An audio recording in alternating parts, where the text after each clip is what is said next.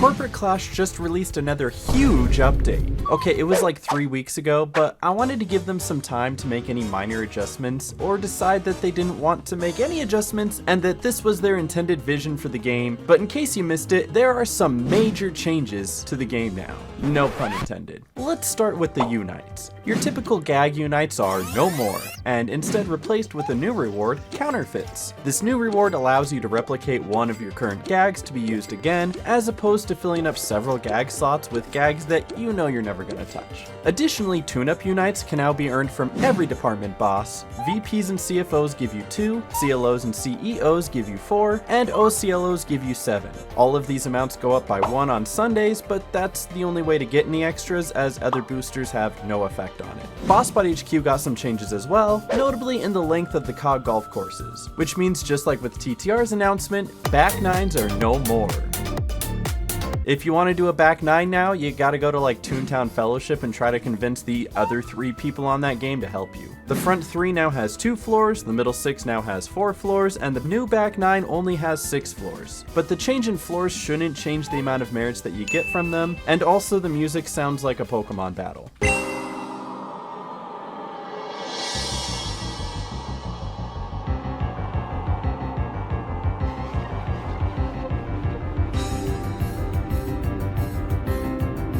Now within battles that you can't run from, you can instead surrender if all other toons in the battle agree, and it's a nice quality of life change as opposed to completely having to alt F4 or just accept your death if somebody dies in Chainsaw. The CLO and the OCLO got some changes too. In both instances of the fight, the CLO now lands randomly somewhere on the stage, and in the base version of the fight, the shield scene from the OCLO has been added, but with some of the lower level cogs, and these cogs drop treasures in this version of the fight. Both of the traps do slightly more damage, and there have also been drops added for the litigation team too. 2 accessories and a sticker for each one, and it doesn't matter which one you fight, you have a chance of getting any drops, so start collecting. And stop dying in the OCLO, please.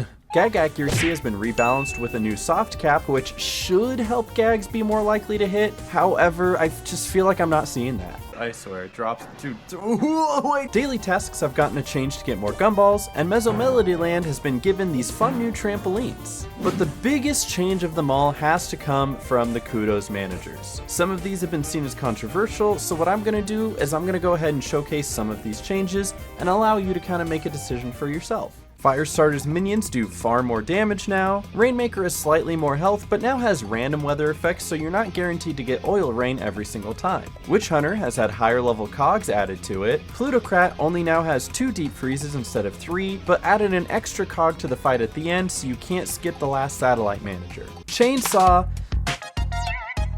is still hard. Honestly, I don't know what change they made to it. It's just always been hard. And Pace Setter feels like it asks for squirt and zap way more often, and I don't know if that's the official change, but that's what it feels like. The much larger changes though have come from the Gatekeeper, who has cogs who can deal massive damage, but if you defeat them, it transfers it to you, and you can deal insane amounts of damage too. Bellringer's cogs explode, and I'm just a huge fan of that, I have to say. Mouthpiece has a cookie shield, which keeps you from hitting her directly, so you have to defeat the cogs around her to deal damage. Multi-Slacker no longer goes on 2 lunch breaks, only 1, but also stays lured for less turns, and then you also have to fight 2 factory foremans at once. And Major Player decided to just buff every single cog in the fight, like every single one. Each cog will now have a random buff given to it, and each cog that isn't a dance partner gets a plus 30 base damage, which goes up and up every single round. And for Phase 2, the Mr. Hollywoods have a random buff that changes every single turn.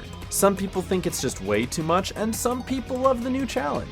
Let me know what you guys think down in the comment section below, and I'd love to see some great conversation. But that should be most of the changes. If there's anything else notable that I missed, feel free to contribute down in the conversation below. Otherwise, I'm gonna continue crying as I try to get this rose drop from Dave.